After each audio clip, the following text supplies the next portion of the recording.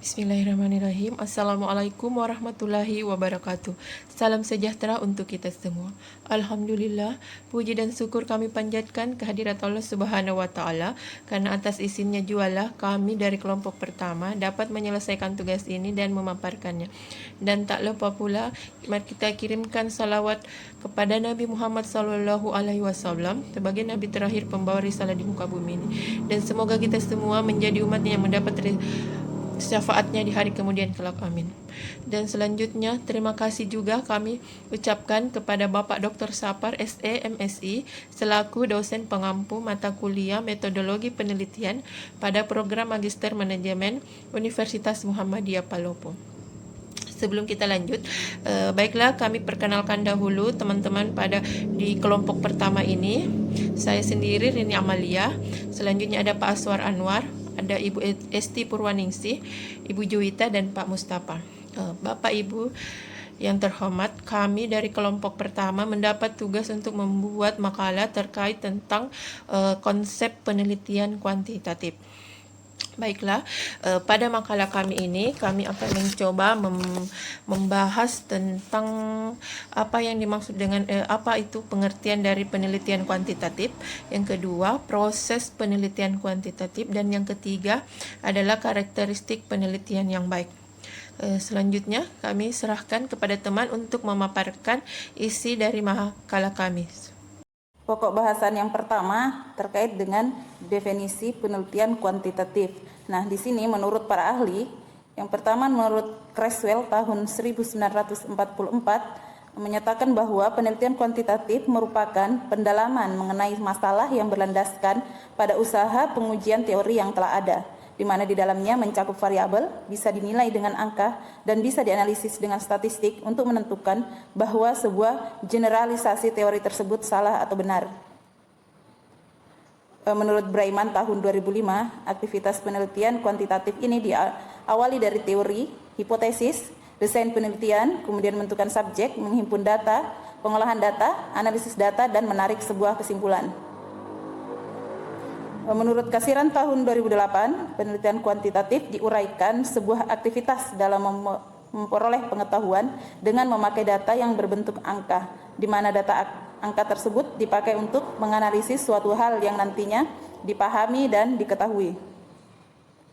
Sedangkan menurut Sugiono pada tahun 2009, penelitian kuantitatif ini merupakan sebuah metode penelitian berbasis pada filsafat positivisme, yang mana digunakan untuk meneliti populasi atau sampel tertentu, yang umumnya pengambilan sampelnya dilakukan secara random dan data dikumpulkan menggunakan instrumen penelitian, lalu dianalisis secara kuantitatif atau statistik dengan tujuan menguji hipotesis yang telah ada. Nah, berdasarkan definisi dari beberapa ahli sebelumnya, maka penelitian kuantitatif dapat disimpulkan bahwa penelitian merupakan penelitian ilmiah yang bersifat sistematis, terencana, dan terstruktur yang berprinsipkan logika, hipotesis, verifikasi guna mengembangkan dan menggunakan model-model matematis, teori-teori atau hipotesis yang berkaitan dengan fenomena alam secara deduktif. Selain itu, metode penelitian kuantitatif dikatakan sebagai metode yang lebih menekankan pada aspek pengukuran secara objektif terhadap fenomena sosial. Untuk dapat melakukan pengukuran, setiap fenomena sosial dijabarkan ke dalam beberapa komponen masalah, variabel dan indikator. Setiap variabel yang ditentukan diukur dengan memberikan simbol-simbol angka yang berbeda-beda sesuai dengan kategori informasi yang berkaitan dengan variabel tersebut. Kedua, bagian yang kedua itu proses penelitian kuantitatif. Di prosesnya secara umum menurut John Dewey, langkah-langkah metode ilmiah mengikuti bagian berikut. Jadi ada prosesnya menurut John Dewey, yaitu yang pertama mengidentifikasi masalah, kemudian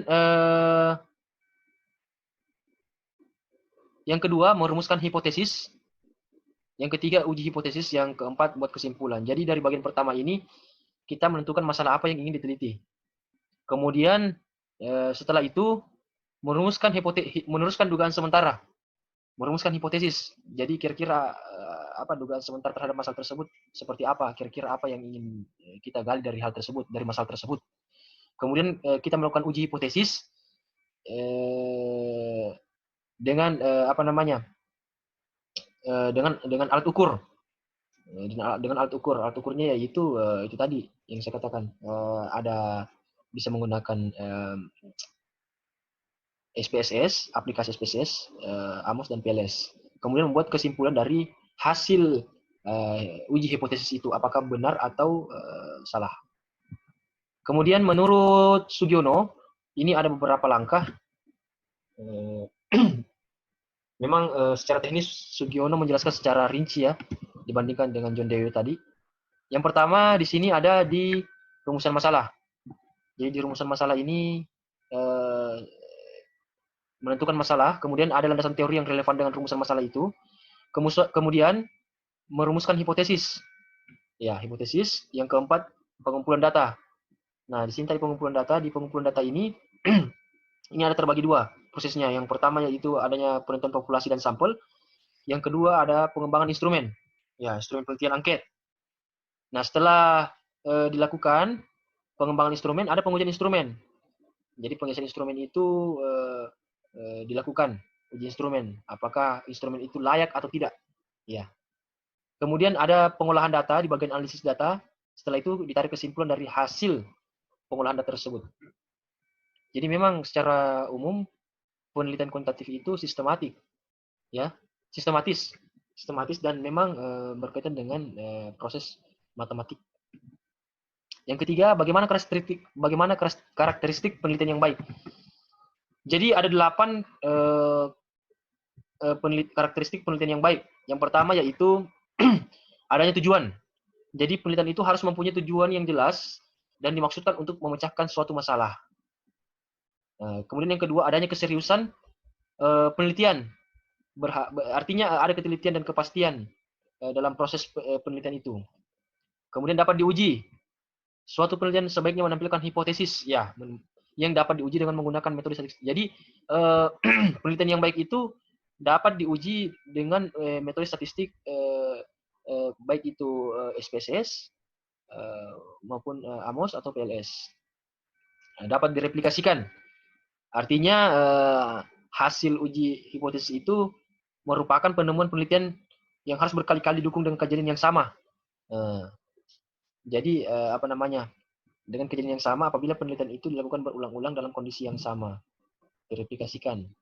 Kemudian yang kelima, presisi dan keyakinan. Kalau presisi itu kira-kira seberapa dekat apa namanya penemuan yang dilakukan terhadap realitas selanjutnya. Kemudian adanya keyakinan, kemungkinan kebenaran estimasi yang dilakukan, meyakinkan benar atau tidak, itu penelitian itu. Jadi mendekati proses presisi dan keyakinan.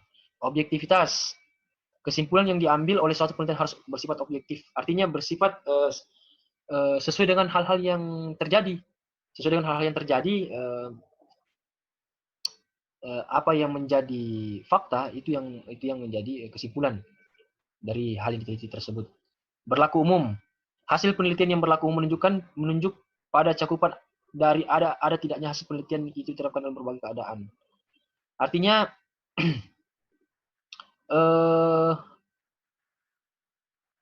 hasil penelitian yang berlaku umum itu bisa diterapkan pada setiap keadaan. Artinya pada masa lalu sudah pernah dilakukan apa namanya? Secara umum dapat diterima oleh akal, secara logis dapat diterima kevalidannya, gitu. Kemudian efisien dapat dicapai apabila dapat membangun kerangka penelitian yang melibatkan sedikit variabel namun dapat menjelaskan suatu kejadian.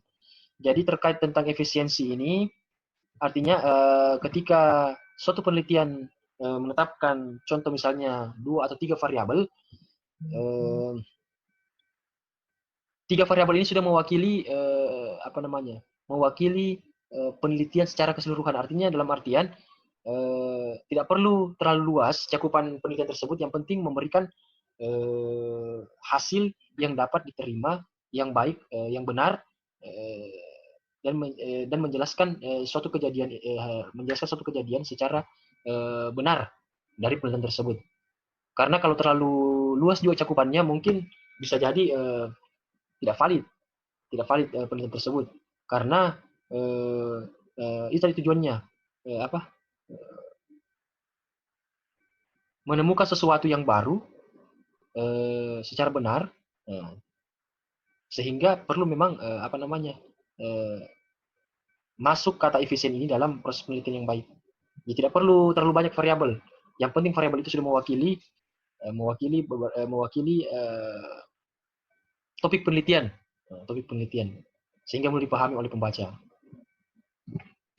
Kemudian kesimpulan, penelitian kuantitatif adalah penelitian ilmiah yang bersifat sistematis, terencana, dan terstruktur yang berprinsipkan logika, hipotesis, verifikasi, guna mengembangkan dan menggunakan model-model matematis, teori-teori atau hipotesis yang berkaitan dengan fenomena alam secara deduktif.